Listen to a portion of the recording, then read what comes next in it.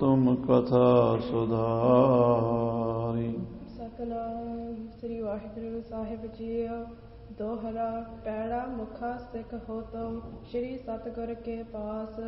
सिवे निस दिन गुरन को सिखी हृदय प्रकाश। वाहिगुरु जी का खालसा वाहिगुरु जी की फतेह।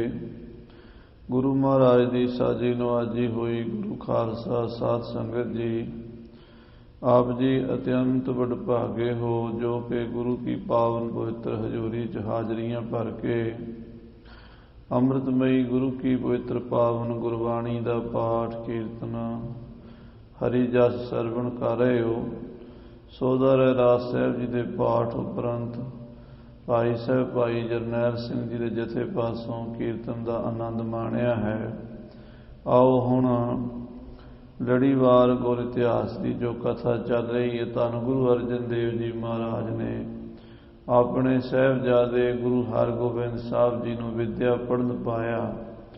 बाबा बुढ़ा साहब जी ब्रह्म ज्ञानी, बाबा बुढ़ा जी ने गुरु हरगोबिंद साहब जी को ब्रह्म विद्या गुरबाणी की सारी पढ़ा के फिर शस्त्र विद्या विच भी निपुण किया। घोड़सवारी, नेजाबाजी, तीर चलाने, चक्कर चलाने, गतका खेडना, ढाल तलवार नाल वार मारने रोकने।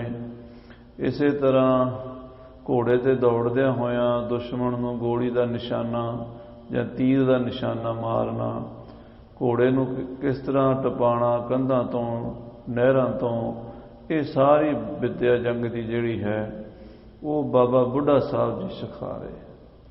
गुरु हरगोबिंद साहब जी दिनों दिन जवान होंदे जा रहे ने ते शस्त्र विद्या विच माहिर होंदे जा रहे।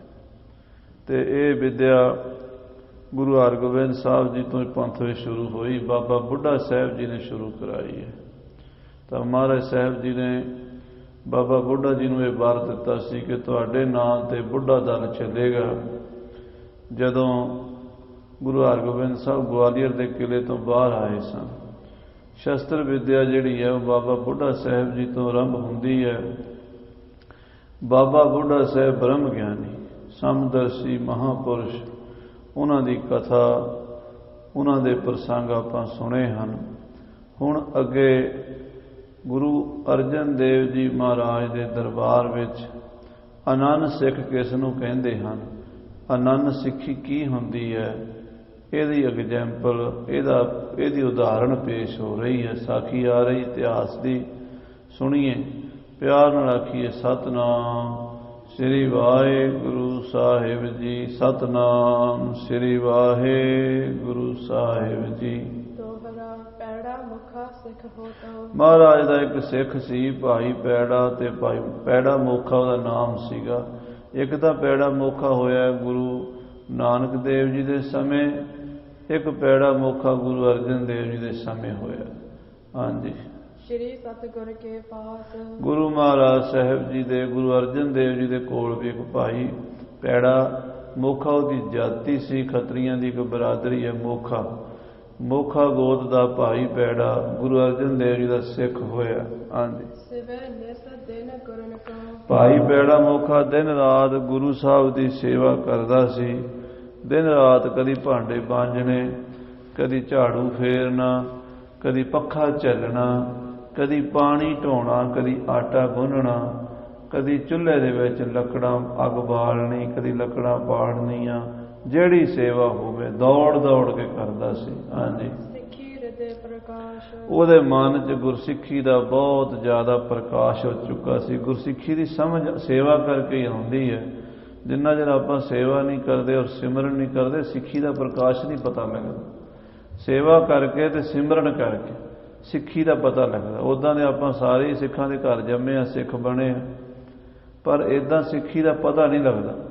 सिੱਖੀ का पता लगता सेवा करके ਜਾਂ सिमरन करके। पहला सेवा फिर सिमरन। ये भी नहीं भी कला सिमरन कर लीए ਜਾਂ कली सेवा कर ली, दोवें चाहिए। भाई पैड़ा मोखा हर वेले सेवा भी करता ते सिमरन भी करता, फिर उन्होंने गुरसिੱਖੀ का प्रकाश हो गया। हाँ जी, पंडित काशी ते एक आवा। साध संगत जी उन्होंने दिनों में श्री अमृतसर एक काशी का पंडित आ गया। ਕਾਸ਼ੀ ਤੋਂ ਪੜ੍ਹਿਆ ਹੋਇਆ, ਵੇਦ ਸ਼ਾਸਤਰਾਂ ਦਾ, ਉਪਨਿਸ਼ਦਾਂ ਦਾ ਗਿਆਤਾ, ਵਿਦਵਾਨ ਪੰਡਿਤ, ਬਹੁਤ ਪੜ੍ਹਿਆ ਲਿਖਿਆ, ਗੁਰੂ ਅਰਜਨ ਦੇਵ ਜੀ ਦੇ ਚਰਨਾਂ 'ਚ ਪਹੁੰਚ ਗਿਆ। ਹਾਂਜੀ, ਸ਼੍ਰੀ ਅਰਜਨ ਸੋ ਪਾਸ ਟਿਕਾਵਾ। ਗੁਰੂ ਅਰਜਨ ਦੇਵ ਜੀ ਨੇ ਵਿਦਵਾਨ ਪੰਡਿਤ ਦੀ ਇੱਜ਼ਤ ਕੀਤੀ, ਜੀ ਆਇਆਂ ਨੂੰ ਆਖਿਆ, ਤੇ ਗੁਰੂ ਸਾਹਿਬ ਦੇ ਕੋਲ ਹੀ ਰਹਿ ਗਿਆ, ਅੰਮ੍ਰਿਤਸਰ ਹੀ ਟਿਕ ਗਿਆ ਉਹ ਪੰਡਿਤ। ਹਾਂਜੀ, ਕਰਹਿ ਕਾਮਨਾ ਵਿਪਰ ਵਿਸਾਲਾ। ਉਹ ਮਨ ਵਿੱਚ ਪੰਡਿਤ ਸੋਚਦਾ ਵੀ ਮੈਂ ਗੁਰੂ ਮਹਾਰਾਜ ਦੀ ਕੋਈ ਸੇਵਾ ਕਰਾਂ। ਹਾਂਜੀ, ਕਰਾਂ ਸੁਨਾਵਨ ਕਥਾ ਰਸਾਲਾ। ਤੇ ਮੈਂ ਕਥਾ ਸੁਣਾਵਾਂ, ਮੈਨੂੰ ਕਥਾ ਕਰਨੀ ਆਉਂਦੀ ਹੈ, ਤੇ ਜੇ ਗੁਰੂ ਸਾਹਿਬ ਮੈਨੂੰ ਹੁਕਮ ਲਾ ਦੇਣ ਵੀ ਪੰਡਿਤ ਜੀ ਕਥਾ ਕਰੋ, ਤੇ ਫਿਰ ਮੈਂ ਕਥਾ ਕਰਿਆ ਕਰ। ਮਨ 'ਚ ਉਹਨੇ ਫੁਰਨਾ ਸੋਚਿਆ ਪੰਡਿਤ ਨੇ, ਕਿਉਂਕਿ ਬਹੁਤ ਪੜ੍ਹਿਆ ਲਿਖਿਆ ਸੀ। ਕਾਸ਼ੀ 'ਚ ਵਿਦਿਆ ਬਹੁਤ ਹੈ ਸਾਧ ਸੰਗਤ ਜੀ। ਕਾਸ਼ੀ ਵਿੱਚ ਤਾਂ ਸਾਧ ਸੰਗਤ ਜੀ ਕਹਿੰਦੇ ਵੀ ਗਧੇ ਵੀ ਪੜ ਜਾਂਦੇ, ਇਹੋ ਜਿਹੀ ਉੱਥੇ ਕੋਈ ਪਰਮਾਤਮਾ ਦੀ ਬਖਸ਼ਿਸ਼ ਹੈ। ਹਵਾ ਦੇ ਵਿੱਚ ਹੀ ਉੱਥੋਂ ਦੀ ਵਿਦਿਆ ਹੈ। ਉੱਥੇ ਦੇ ਗਲੀਆਂ ਵਿੱਚ ਹੀ ਬੜੇ ਬੜੇ ਪੰਡਿਤ ਬੈਠੇ, ਵਿਦਵਾਨ ਬੈਠੇ। ਤਾਂ ਉਹ ਕਾਸ਼ੀ 'ਚ ਪੜ੍ਹ ਕੇ ਆਇਆ ਸੀ, ਪਤਾ ਨਹੀਂ ਕਿੰਨੇ ਸਾਲ ਉੱਥੇ ਰਿਹਾ ਸੀ, 18 ਸਾਲ 20 ਸਾਲ ਪੜ੍ਹ ਕੇ ਵੇਦ ਸ਼ਾਸਤਰਾਂ ਦਾ ਗਿਆਤਾ ਬਣ ਕੇ ਮਨ ਵਿੱਚ ਸ਼ੌਂਕ ਸੀ ਵੀ ਕਥਾ ਕਰਾਂ, ਜੇ ਗੁਰੂ ਸਾਹਿਬ ਕਹਿਣ ਤੇ ਕਥਾ ਕਰਾਂ। ਹਾਂਜੀ, ਪਾਛੇ ਦਛਨਾ ਦੇਵਾਂ ਮੋਖ। ਤੇ ਪਿੱਛੋਂ ਦਾਨ ਦਛਨਾ ਵੀ ਲਵਾਂਗਾ। ਪੰਡਤਾਂ ਨੂੰ ਕਥਾ ਕਰਕੇ ਥੋੜ੍ਹੀ ਬਾੜੀ ਮਾਇਆ ਦਾ ਵੀ ਲਾਲਚ ਹੁੰਦਾ, ਕੋਈ ਜਿਹੜਾ ਕਥਾ ਸੁਣੇਗਾ ਕੁਝ ਨਾ ਕੁਝ ਤਾਂ ਭੇਟਾ ਦੇਵੇਗਾ ਹੀ। ਤੇ ਉਹਨੇ ਇਹ ਵੀ ਸੋਚਿਆ ਵੀ ਨਾਲੇ ਤਾਂ ਮੈਂ ਗੁਰੂ ਜੀ ਕੋਲੋਂ ਲਵਾਂਗਾ, ਦਖਣਾ ਲਵਾਂਗਾ, ਨਾਲੇ ਸੋਚਿਆ ਵੀ ਮੁਕਤੀ ਵੀ ਲਵਾਂਗਾ। ਇਹ ਵੀ ਉਹਨੂੰ ਵਿਸ਼ਵਾਸ ਸੀ ਵੀ ਗੁਰੂ ਮਹਾਰਾਜ ਬ੍ਰਹਮ ਗਿਆਨੀ ਮਹਾਂਪੁਰਸ਼ ਪੂਰੇ ਹਨ, ਗੁਰੂ ਨਾਨਕ ਦੀ ਗੱਦੀ ਦੇ ਮਾਲਕ, ਇਹ ਮੁਕਤੀ ਵੀ ਦੇ ਸਕਦੇ। ਪੰਡਿਤ ਐਵੇਂ ਨਹੀਂ ਸੀ ਵੀ ਮਾੜਾ ਮੋਟਾ ਹੀ, ਵੀ ਉਹ ਥੋੜ੍ਹੀ ਜਿਹੀ ਸੋਝੀ ਰੱਖਦਾ ਸੀ। ਸੋਝੀ ਇਹ ਰੱਖਦਾ ਸੀ ਵੀ ਗੁਰੂ ਘਰ ਤੋਂ ਮੈਨੂੰ ਲੋਕ ਵੀ ਸੁਧਰੇਗਾ, ਪਰਲੋਕ ਵੀ ਸੁਧਰੇਗਾ। ਗੁਰੂ ਕੋਲੋਂ ਦਛਣਾ ਵੀ ਲਵਾਂਗਾ, ਜੇ ਖੁਸ਼ ਹੋ ਗਏ ਤੇ ਕਹਾਂਗਾ ਮੁਕਤੀ ਕਰ ਦਿਓ, ਤੇ ਗੁਰੂ ਅਰਜਨ ਦੇਵ ਜੀ ਕਰ ਦੇਣਗੇ। ਹਾਂਜੀ, ਇਹ ਮੈਨੂੰ ਬ੍ਰਹਮ ਗਿਆਨ ਵੀ ਦੇ ਦੇਣਗੇ, ਮੈਨੂੰ ਵਿਵੇਕ, ਵੈਰਾਗ, ਸਤ, ਸੰਤੋਖ, ਜਿਹੜੀਆਂ ਚੰਗੀਆਂ ਅਵਸਥਾ ਨੇ, ਉਹ ਮੇਰੇ ਮਨ ਨੂੰ ਸੰਤੋਖ ਆ ਜਾਵੇ, ਮੇਰੇ ਮਨ 'ਚ ਸਤ ਵਸ ਜਾਵੇ, ਮੇਰੇ ਮਨ ਵਿੱਚ ਵੈਰਾਗ ਪੈਦਾ ਹੋ ਜਾਏ, ਮੇਰੇ ਮਨ ਵਿੱਚ ਵਿਵੇਕ ਪੈਦਾ ਹੋ ਜਾਏ।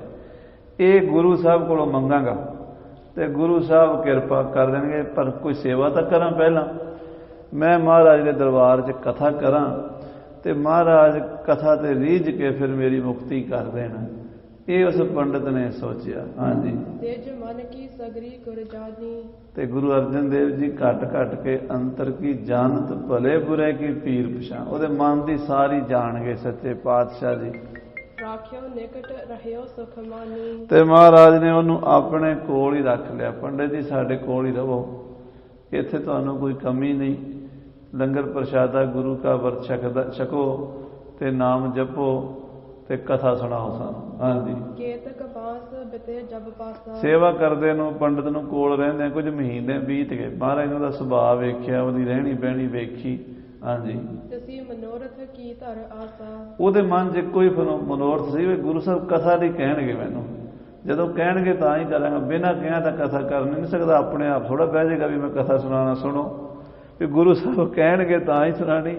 ਮਨ 'ਚ ਇਹ ਸੀ ਵੀ ਗੁਰੂ ਸਾਹਿਬ ਮੈਨੂੰ ਕਥਾ ਦੀ ਡਿਊਟੀ ਦੇ ਦੇਣ ਤੇ ਮੈਂ ਗੁਰੂ ਦਰਬਾਰ 'ਚ ਕਥਾ ਕਰਿਆ ਕਰਾਂ। ਹਾਂਜੀ, ਹੁਣ ਸ਼੍ਰੀ ਗੁਰ ਕਹਿ ਕਥਾ ਅਲਾਵ ਹੋ। ਸਤਿਗੁਰੂ ਜਾਣੀ ਜਾਣ ਗਏ ਤੇ ਕਹਿਣ ਲੱਗੇ, ਪੰਡਿਤ ਜੀ ਕਥਾ ਕਰਿਆ ਕਰੋ, ਸਾਨੂੰ ਕਥਾ ਸੁਣਾਇਆ ਕਰੋ। ਹਾਂਜੀ, ਵੇਦਨ ਕੀ ਉਪਨਿਸ਼ਦ ਸੁਣਾਵੋ। ਤੁਸੀਂ ਸਾਨੂੰ ਵੇਦਾਂ ਵਿੱਚੋਂ ਜਿਹੜੀ ਉਪਨਿਸ਼ਦਾਂ, ਸਾਧ ਸੰਗਤ ਜੀ ਵੇਦ ਦੇ ਵੀ 3 ਹਿੱਸੇ ਨੇ, 3 ਕਾਂਡ ਨੇ। ਇੱਕ ਤਾਂ ਵੇਦ ਦਾ ਹਿੱਸਾ ਕਰਮ ਕਾਂਡ, ਵਿਆਹ ਸ਼ਾਦੀ ਕਿਵੇਂ ਕਰਾਉਣੀ ਹੈ, ਮਰੇ ਗਲੇ ਦਾ ਭੋਗ ਕਿਵੇਂ ਪਾਉਣਾ ਹੈ, ਮੁੰਡੇ ਦੀ ਕੁੜਮਾਈ ਕਿਵੇਂ ਕਰਨੀ, ਉਹ ਜਿਹੜੇ ਮੰਤਰ ਨੇ ਬੜੇ ਲੰਮੇ ਚੌੜੇ, ਉਹ 80,000 ਸਲੋਕ ਸਿਰਫ ਕਰਮ ਕਾਂਡਾਂ ਦੇ ਹੀ ਹੈ।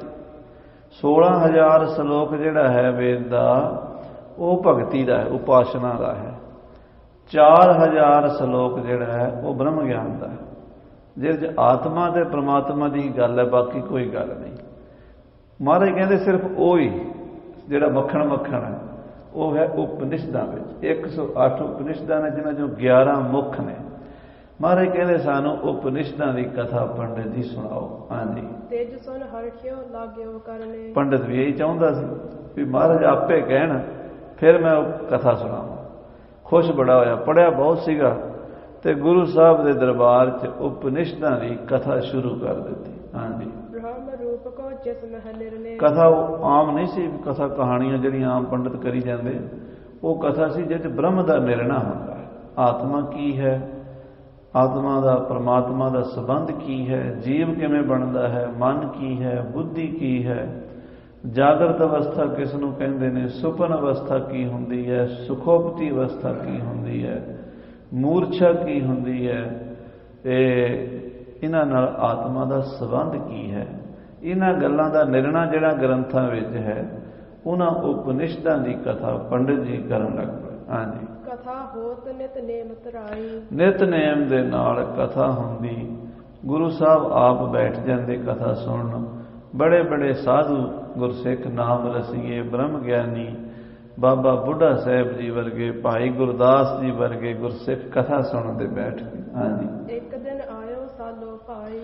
ਕਥਾ ਹੋ ਰਹੀ ਸੀ। ਇੱਕ ਦਿਨ ਪੰਡਤ ਜੀ ਕਥਾ ਕਰਕੇ ਹਟੇ ਹੀ ਸਨ, ਭੋਗ ਪਿਆ ਕਥਾ ਦਾ, ਕਿ ਬ੍ਰਹਮ ਗਿਆਨੀ ਭਾਈ ਸਾਲੋ ਜੀ ਆ ਗਏ। ਭਾਈ ਸਾਲੋ ਦਾ ਟੋਭਾ ਤੁਸੀਂ ਅੰਮ੍ਰਿਤਸਰ 'ਚ ਦੇਖਿਆ ਹੋਣਾ, ਉਹਨਾਂ ਦਾ ਗੁਰਦੁਆਰਾ ਵੀ ਹੈ ਸਾਲੋ, ਭਾਈ ਸਾਲੋ ਦਾ ਟੋਭਾ ਕਹਿੰਦੇ ਉਹਨੂੰ ਗੁਰਦੁਆਰੇ ਨੂੰ। ਉੱਥੇ ਪਾਥੀਆਂ ਦੀ ਅਰਦਾਸ ਹੁੰਦੀ ਹੈ। ਪਾਥੀਆਂ, ਆ ਜਿਹੜੀਆਂ ਬੀਬੀਆਂ ਪਾਥੀਆਂ ਥੱਪਦੀਆਂ, ਗੋਹਾ ਥੱਪਦੀਆਂ, ਉੱਥੇ 5 ਪਾਥੀਆਂ ਦੇ ਕੇ ਪੁੱਤਰ ਦੀ ਮੰਗ ਕਰਦੀਆਂ ਸੰਗਤਾਂ, ਤੇ ਮਹਾਰਾਜ ਦੀ ਕਿਰਪਾ ਜਿਹਦੇ ਪੁੱਤਰ ਨਹੀਂ ਹੁੰਦਾ, ਸਾਲ ਪਿੱਛੋਂ ਪੁੱਤਰ ਹੋ ਜਾਂਦਾ। ਉਹਦਾ ਕਾਰਨ ਇਹ ਹੈ ਵੀ ਜਦੋਂ ਅੰਮ੍ਰਿਤਸਰ ਸਰੋਵਰ ਬਣ ਰਿਹਾ ਸੀ, ਘੁਮਿਆਰਾਂ ਨੇ ਭੱਠੇ ਤੇ ਬਾਲਣ ਦੀ ਮੰਗ ਕੀਤੀ ਵੀ ਪਾਥੀਆਂ ਘਟ ਗਈਆਂ ਨੇ, ਅਸੀਂ ਅੱਗ ਕਾਹਦੇ ਨਾਲ ਬਾਲੀਏ, ਭੱਠੇ 'ਚ ਇੱਟਾਂ ਤਿਆਰ ਨਹੀਂ। ਭਾਈ ਸਾਲੋ ਜੀ ਬੜੇ ਪਿੰਡਾਂ 'ਚ ਫਿਰੇ, ਬੀਬੀਆਂ ਨੂੰ ਕਹਿਣ ਭਾਈ ਪਾਥੀਆਂ ਦੇ ਦਿਓ। ਬੀਬੀਆਂ ਕਹਿੰਦੀ ਬਾਬਾ ਸਾਉਣ ਦਾ ਮਹੀਨਾ ਨੇੜੇ ਆ ਰਿਹਾ, ਪਾਥੀਆਂ ਅਸੀਂ ਦੇ ਨਹੀਂ ਸਕਦੇ। ਭਾਈ ਸਾਹਿਬ ਨੇ ਸੋਚਿਆ ਵੀ ਕਿਵੇਂ ਕਢਾਈਏ ਪਾਥੀਆਂ ਦੇ ਕੋਲ। ਭਾਈ ਸਾਲੋ ਪਰਉਪਕਾਰੀ ਮਹਾਂਪੁਰਸ਼ ਕਹਿਣ ਲੱਗਾ, ਬਈ ਜਿੰਨੀਆਂ ਪਾਥੀਆਂ ਦਿਓਗੇ ਉਹਨੇ ਪੁੱਤਰ ਹੋਣਗੇ। ਮਾਈਆਂ ਨੂੰ ਚਾਹ ਚੜ ਗਿਆ, ਪੁੱਤਰਾਂ ਵਾਸਤੇ ਤੇ ਹਰ ਕੋਈ ਵੀ ਬੱਚੇ ਹੋਣ, ਪੋਤੇ ਪੜੋਤੇ, ਗਾਂ ਦੀ ਗਾਂ ਪੀੜ੍ਹੀ ਚੱਲੇ। ਉਹਨਾਂ ਨੇ ਮਾਈਆਂ ਕਹਿੰਦੇ ਜਿੰਨੀਆਂ ਮਰਜ਼ੀ ਲੈ ਜਾਓ ਬਾਬਾ ਜੀ ਪਾਥੀਆਂ। ਪਾਥੀਆਂ ਦੇ ਉੱਥੇ ਨਾ ਗੱਡਿਆਂ ਦੇ ਗੱਡੇ ਆ ਗਏ, ਟੋਕਰਿਆਂ ਦੇ ਟੋਕਰੇ ਭਰ ਭਰ ਮਾਈਆਂ ਦੇਈ ਜਾਂਦੀਆਂ। ਬਾਬਾ ਜੀ ਕਹਿੰਦੇ ਤੁਹਾਨੂੰ ਇੰਨੇ ਹੀ ਪੁੱਤਰ ਦਿੱਤੇ, ਜਾਓ, ਪੀੜ੍ਹੀਆਂ ਚੱਲਦੀਆਂ ਰਹਿਣਗੀਆਂ। ਜਦੋਂ ਇਹ ਗੱਲ ਗੁਰੂ ਅਰਜਨ ਦੇਵ ਜੀ ਨੂੰ ਪਤਾ ਲੱਗੀ, ਬੜੇ ਹੱਸੇ ਮਹਾਰਾਜ, ਕਹਿੰਦੇ ਭਾਈ ਸਾਹਿਬ ਇੰਨੇ ਸਸਤੇ ਪੁੱਤਰ ਲਾਤੇ, ਸਾਲੋ ਜੀ ਇੰਨੇ ਪੁੱਤਰ ਵੰਡਤੇ। ਉਹ ਕਹਿੰਦੇ ਮਹਾਰਾਜ ਤੁਹਾਡਾ ਖਜ਼ਾਨਾ ਕਿਹੜਾ ਮੁੱਕਣ ਵਾਲਾ, ਮੈਂ ਕਿਹੜਾ ਘਰੋਂ ਦਿੱਤੇ, ਤੁਹਾਡੇ ਖਜ਼ਾਨੇ 'ਚੋਂ ਹੀ ਬਚਨ ਕੀਤਾ ਤੇ ਮਹਾਰਾਜ ਤੁਸੀਂ ਪੂਰਾ ਕਰਨਾ। ਹੁਣ ਪਾਥੀਆਂ ਤੋਂ ਬਿਨਾਂ ਸਰਦਾ ਕੋਈ ਨਹੀਂ ਸੀ ਮਹਾਰਾਜ, ਇੱਦਾਂ ਕੋਈ ਦਿੰਦਾ ਕੋਈ ਨਹੀਂ ਸੀ।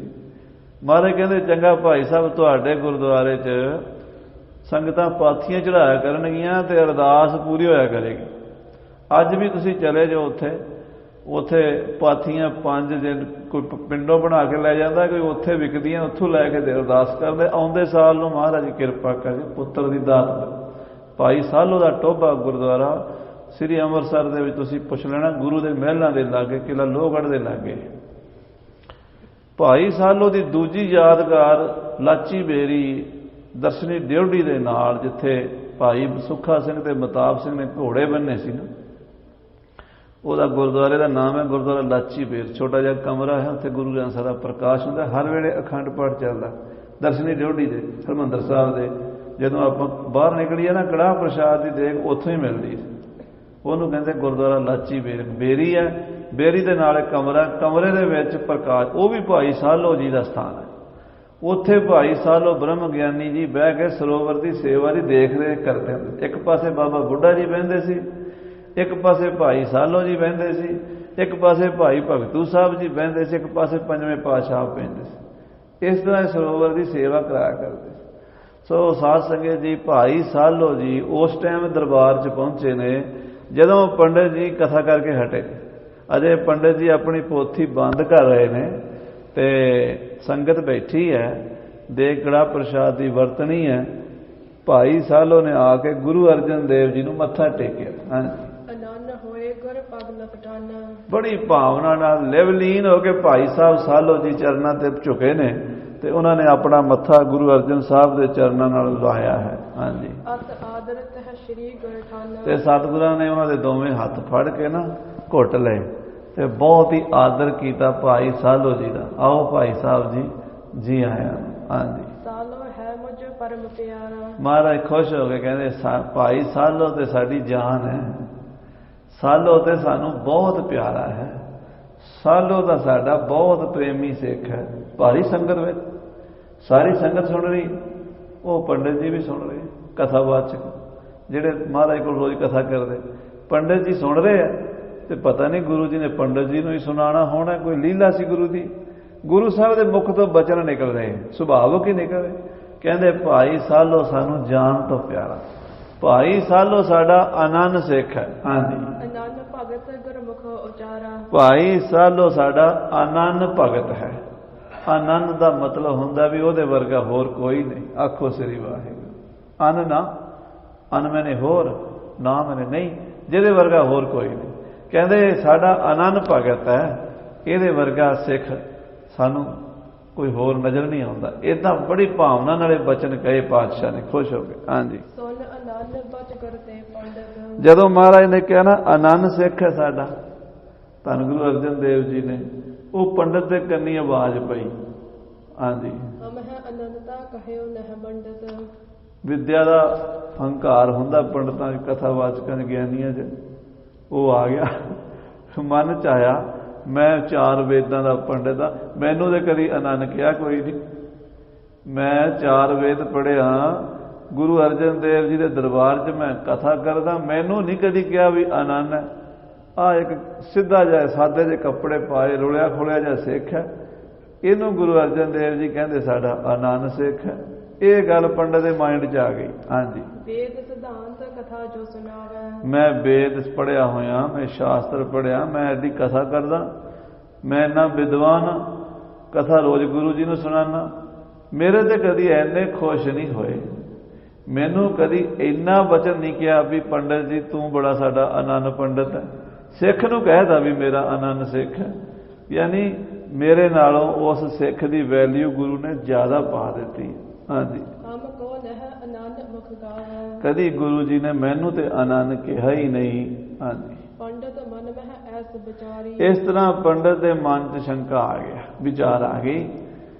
ਖਿਆਲ ਸਾਧ ਸੰਗਤ ਜੀ ਪਤਾ ਨਹੀਂ ਕਿਹੜੇ ਵੇਲੇ ਬੰਦੇ ਦੇ ਮਨ 'ਚ ਕਿੱਦਾਂ ਦੇ ਆ ਜਾਣੇ।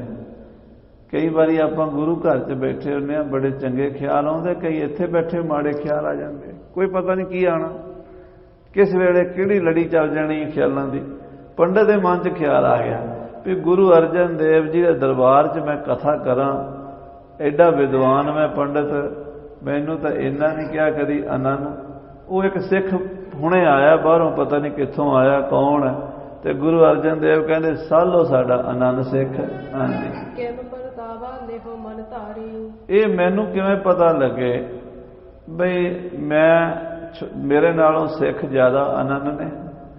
ਇਹ ਸ਼ੰਕਾ ਵੀ ਮਨ 'ਚ ਆਇਆ ਵੀ ਗੁਰੂ ਸਾਹਿਬ ਤੋਂ ਮੈਂ ਕਿਵੇਂ ਪਤਿਆਵਾਂ, ਕਿਵੇਂ ਮਨ ਦਾ ਮੇਰਾ ਸ਼ੰਕਾ ਦੂਰ ਹੋਵੇ। ਹਾਂਜੀ, ਪੰਡਤ ਮਨ ਕੀ ਸ਼੍ਰੀ ਗੁਰ ਜਾਣੈ। ਮਨ 'ਚ ਗੁਰੂ ਸਾਹਿਬ ਉਹ ਜੋ ਪੰਡਤ ਸੋਚ ਰਿਹਾ ਮਹਾਰਾਜ ਜਾਣ ਰਹੇ, ਅੰਤਰ ਬੋਲਣ ਦੀ ਲੋੜ ਨਹੀਂ ਪਈ ਪੰਡਤ ਨੂੰ, ਮਹਾਰਾਜ ਸਮਝ ਗਏ ਵੀ ਪੰਡਤ ਦੇ ਮਨ ਵਿੱਚ ਕੀ ਆਇਆ। ਹਾਂਜੀ, ਸੁਣਨ ਕਥਾ ਉਦਮ ਠਾਨੈ।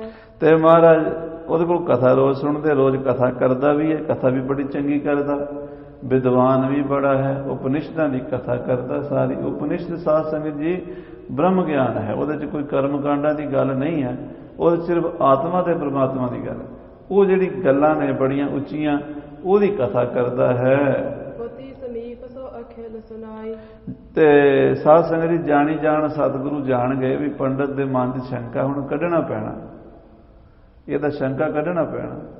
ਲੀਲਾ ਗੁਰੂ ਨੇ ਐਸੀ ਰਚਾਈ, ਜਿੰਨੀਆਂ ਉਪਨਿਸ਼ਦਾਂ ਯਾਨੀ ਜਿੰਨੀਆਂ ਪੋਥੀਆਂ ਸਨ ਉਹਦੇ ਕੋਲ ਉਹ ਮੁੱਕ ਗਈਆਂ, ਕਥਾ ਦਾ ਭੋਗ ਪੈ ਗਿਆ। ਜਿੰਨੇ ਗ੍ਰੰਥ ਨਾਲ ਲੈ ਕੇ ਆਇਆ ਸੀ ਕਾਂਸ਼ੀ ਤੋਂ, ਉਹ ਪੋਥੀਆਂ ਦੀ ਗ੍ਰੰਥਾਂ ਦੀ ਸਮਾਪਤੀ ਹੋ ਗਈ, ਉਹ ਸਾਰੀਆਂ ਉਪਨਿਸ਼ਦਾਂ ਸੁਣਾ ਬੈਠਾ। ਹਾਂਜੀ, ਤੇ ਗੁਰੂ ਜੀ ਕਹਿੰਦੇ ਪੰਡਤ ਜੀ ਅੱਗੇ ਹੁਣ ਕਥਾ ਨਹੀਂ ਕਰਨੀ, ਅੱਗੇ ਵੀ ਕਥਾ ਕਰੋ। ਹਾਂਜੀ, ਜਿਹੜੇ ਗ੍ਰੰਥ ਰਹਿ ਗਏ ਨੇ, ਜਿਹੜੀਆਂ ਉਪਨਿਸ਼ਦਾਂ ਰਹਿ ਗਈਆਂ ਨੇ, ਸਾਨੂੰ ਉਹ ਵੀ ਸੁਣਾ ਦਿਓ ਪੰਡਤ ਜੀ। ਪੰਡਤ ਕਹਿਣ ਲੱਗਾ ਗੁਰੂ ਜੀ ਕਥਾ ਤਾਂ ਮੈਂ ਹੋਰ ਸੁਣਾਵਾਂ, ਪਰ ਜਿਹੜੀਆਂ ਪੋਥੀਆਂ ਹੋਰ ਚਾਹੀਦੀਆਂ ਨੇ ਉਹ ਮੇਰੇ ਕੋਲ ਹੈ ਨਹੀਂ।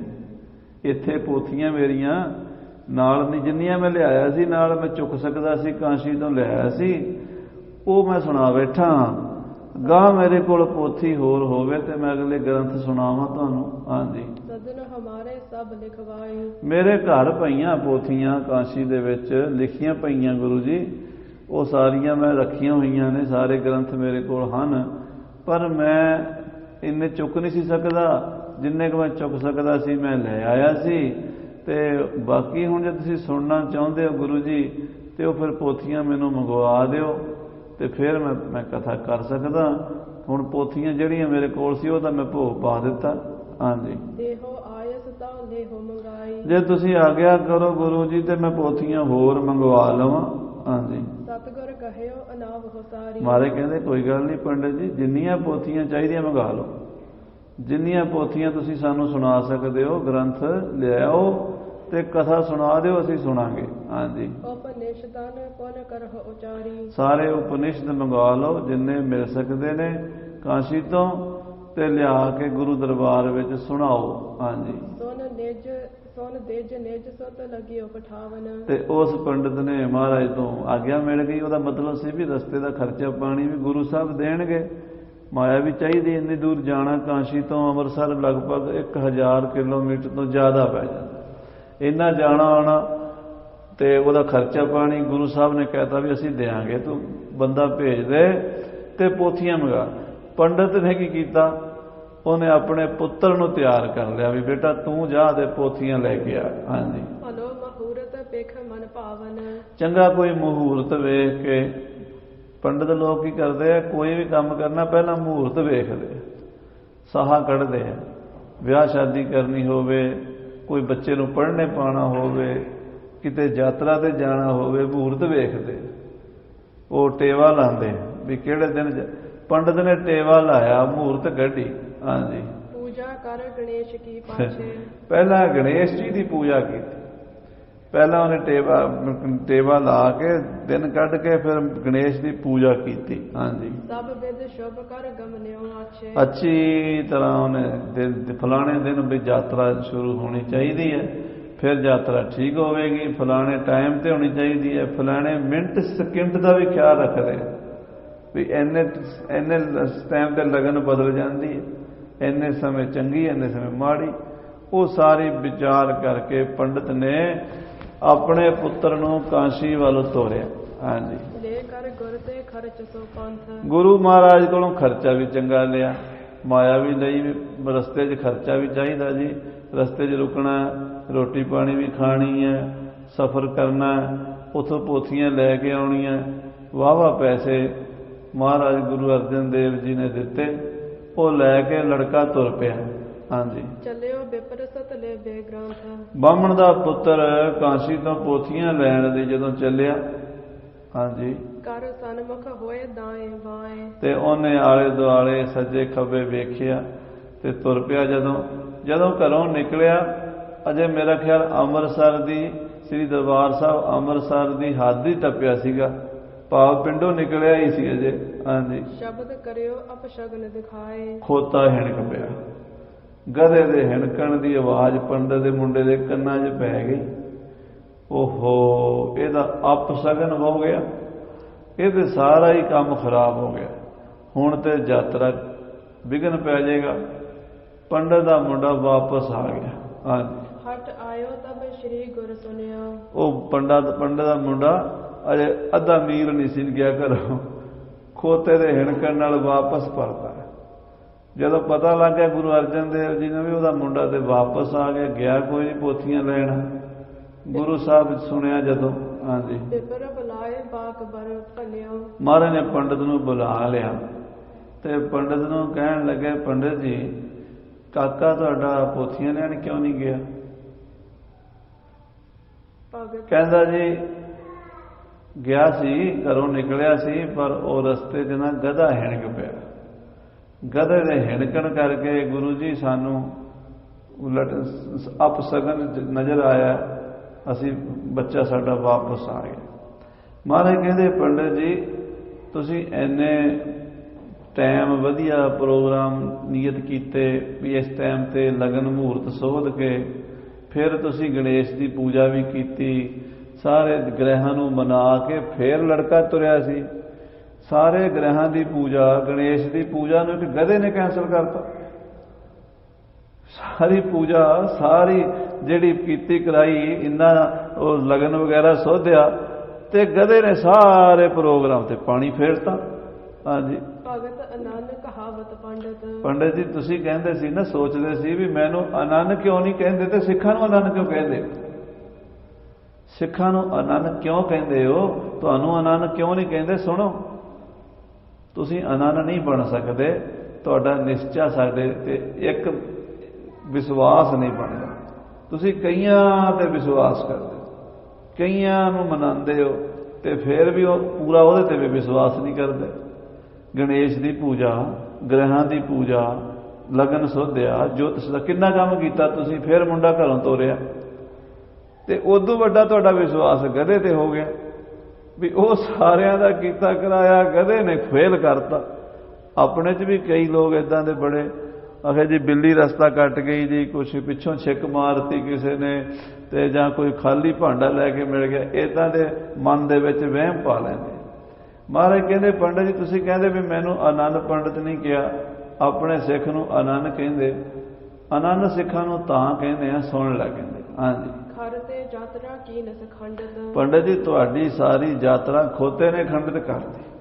जाना सीगा एडे वड्डे काम, पोथियां लैण जाना सी, धर्म ग्रंथ लैण जाना सी, धर्म का काम करना सी, धर्म के काम नूं भी एक गधे तो खतरा हो गया।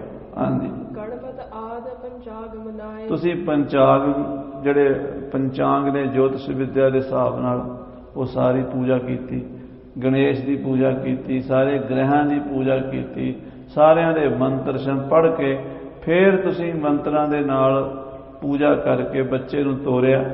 हाँ जी, तिन पर निहचा नहीं टिकाए। तुहाडा उन्हां सारे मंत्रां ते विश्वास क्यों नहीं टिकिया, निश्चय क्यों नहीं टिकिया? इन्ने मंत्र पढ़े का की फायदा जे एक गधे नहीं सारा काम खराब करना। हाँ जी, सिख अनन भगत है मेरे। आ जिहड़े मेरे सिख बैठे ने ना, जिन्होंने तू अनपढ़ समझदा है, जिन्होंने तू समझदा एवें मस्ताने दुआने ने, मिट्टी च लोले खोले ने, ये अनन ने। किवें अनन ने?